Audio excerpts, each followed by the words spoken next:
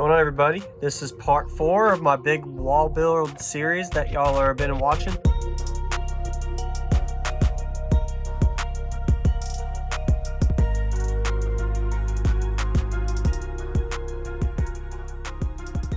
you just started watching, welcome. Hit the like button if you enjoy this, as well as you got to check out the other video series before watching this so there ain't no spoilers. So I'll go ahead and get started. Before that, just want to say, this one is going to be the official video where you find out the cone area, how many subwoofers and cone area size I'm going to be running with, based on some of the math that I went ahead and calculated. And I'll be giving you all that breakdown just about now. So what you're looking at here since the last video update is I added my panels here. It's not perfect, but it works for me. So I added my panels here to cover up my side seat, or not side seat, the wheels on both ends, so you can kind of see that, and I'll be able to close it off and make it look prettier and nicer and whatever else I got to fill and mask later. But that's how that's looking on both ends, as well as I added 2 more loading wall panels here with the 2x6s. So before it was only up to here, I added 2 more there, so that's about halfway mark on where I wanted to be, just to have my scope there. So that's where I wanted to be able to kind of get a feel for how it looked, as far as here's the halfway mark, and you can kind of see the size perspective of this. And I'm about to explain to y'all how I figured that out too.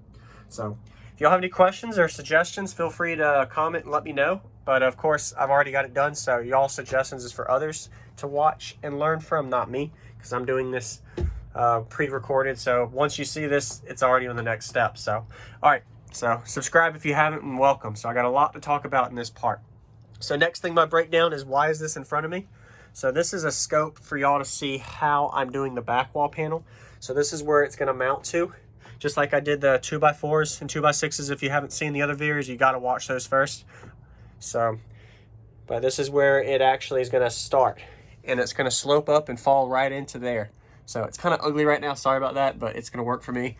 So I got my 3/4 birch and then my 2 1/2-inch pieces of birch here that are on my roof that is in place, and I'll be able to brace it up a little higher, but that's what's going to fit and notch in there.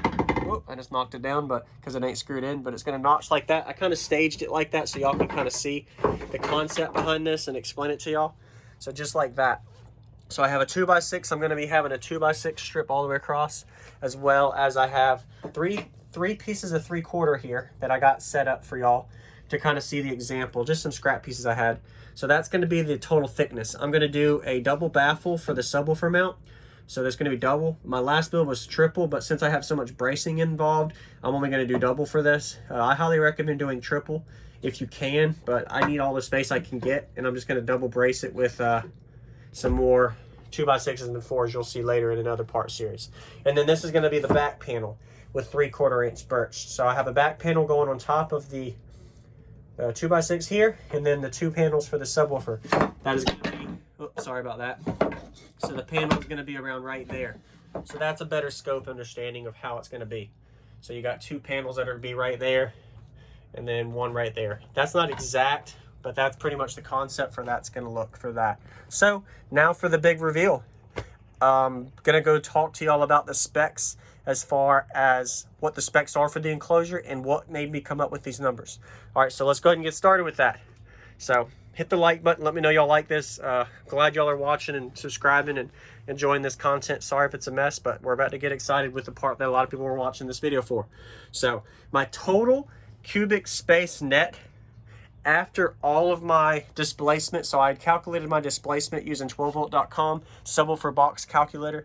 I took my displacement. What displacement is anything that's not a set value to the airspace of the enclosure. So minus my 45s, minus my bracing, minus the top, the back, the front loading wall, my 45s down here, side panels, everything. I am at 68.2 cubes net. So you're looking at 68.2 cubes net from this wall panel here. Sorry, this one. You add this one, so 68 cubes. You're looking at 68 cubes net space in this for me to work with. That's not including my subwoofer or my bracing displacement or my front loading wall displacement. But so 68 cubes is what I have to work with. Now for the big announcement reveal everybody wants to see and hear about as well. So before that, I calculated that off of measuring everything. I measured my wedges, I measured my offset lengths for everything, and subtracted all my calculations, and I came up with 68 cubes total. All right, so the big reveal now is I am going to be going with 4 18-inch subwoofers. 4 18-inch subwoofers is going to be in this build. My last build I've done was a 415 build. I didn't have the space to fit it for that. So 4 18-inch subwoofers are going to fit right here. 1, 2, 3, 4. So I'm going to be able to fit 4 18s in this spectrum. So in order for me to figure out how I figured that out is my height from bottom to top is 38.5. It's 39 from the middle, 37.5 to 38 inches from here to here, and then it's like 39 right here. So that gives me enough room for me to tight fit 2 18s vertically upright on both sides. And then my width, of course, is beyond that. It's like 45 width from left to right. So I know I have enough room to fit left to right. It's the vertical that I have to worry about, not the horizontal. So 4 18-inch subwoofers. I don't know what subwoofers I'm going to go with yet. By the time y'all are watching this video, I might have an idea. But if y'all have any ideas of what y'all have ideas for suggestions, let me know. Some 18-inch subwoofers budget. Not looking at spending $1,000 a subwoofer, but of course there's got to be something that can get some good motor force out of it. It's got to be rated for at least 1200 or 1500 watt RMS. It could be 2K, 2500, I don't know. But I'm not going to be looking at something that needs 5,000 or 6,000 watts of sub. You never know, but 4 18-inch subwoofers is going to be fit inside of this fourth order. Anyway, not going to end this part yet. I got some work to do, and then I'll get back with y'all for an update on what I'm going to be doing with the panels and all. But by the time y'all see this next, in a couple of seconds, you're going to see a big update. All right, I'm back. The 418s, I got baffle in, huge update on this for part 4. Before I finish the video, I'll pretty much tell you everything that I did in here for this. For that, just once again, hit the like button. Let me know what you think as well in the comments. Part 4, hopefully I'll have all y'all's questions answered. But I don't know what subwoofers I'm going to be putting in here. But let me tell you, this took about a good 7.5 to 8 hours to do, especially fighting to get my corners shaped. And down here, it's not perfect, but I'll be able to fill it in and then do all the Craig jigs and chamfers and baffles. And then I did a double baffle here. So I was going to do triple baffle, but I decided to do double baffle because I wanted that extra little bit of cubic space for the big ratio I'm going with for the fourth order. So it's going to be 4 18s, and the specs on this, I know what it is before I screwed it in and got everything pretty much in place, is going to be right at 11 cubes net after motor displacement, assuming the subwoofer motors are at 1/4. So if the subwoofer motors are at 0.25, minus all of my displacement here, minus 12 2x4s I'm going to have in this section, and have it down to right here for the back wall, it'll be right at 11 cubes on the sweet spot. So that's going to be 2.75 sealed section per subwoofer 18-inch. So that's a little bit on the low end, but in order for me to up my ratio, have good cone control, as well as play probably 25, 26 hertz up to, I don't know, mid 50 hertz range, depending on the tuning on the port too and all. But I think that's going to be a good starting point. Whenever I had my 15s, I started at 2 cubes and got down to about 1.75. So an additional whole cube, I think it'll be really good. Cone area and all of that's going to be really well too, going from 415s walled to the 418s. Anyway, so enough on the talk on the numbers. So what I did here, so double baffle, I used a router with a circular cutting tool in order to get this perfect. So it doesn't look exactly perfect, but it works. And it looks actually pretty good, to be honest. A couple of burn spots, and that's because of the router speed, or I had something turned a little wrong or too slow, but definitely looks good. The cutout size on this was 16.75. So I did 16 3/4 inches of cutout diameter. And then the overall diameter is going to be right at the 18.5 mark. So that's going to touch it off a little bit farther than that blue line. I'm a little off, but it gives me perfectly enough room.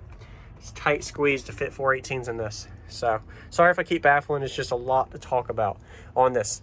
So next thing, so I talked about my cubic space earlier, where I told you it was 68 cubes net.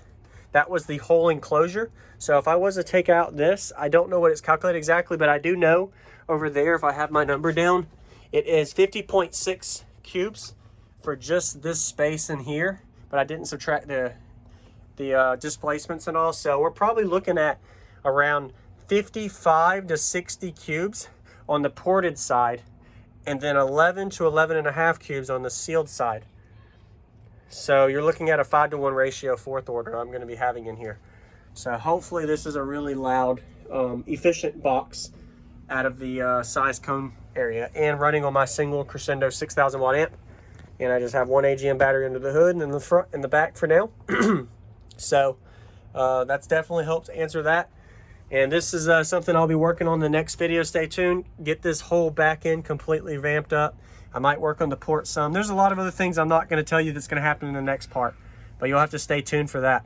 And definitely exciting to see where this is going. And stay tuned. Subscribe if you haven't. Like that like button. Hit that like button if you enjoyed this. And stay tuned for the next one in part 5. This is JacobViral out. Awesome.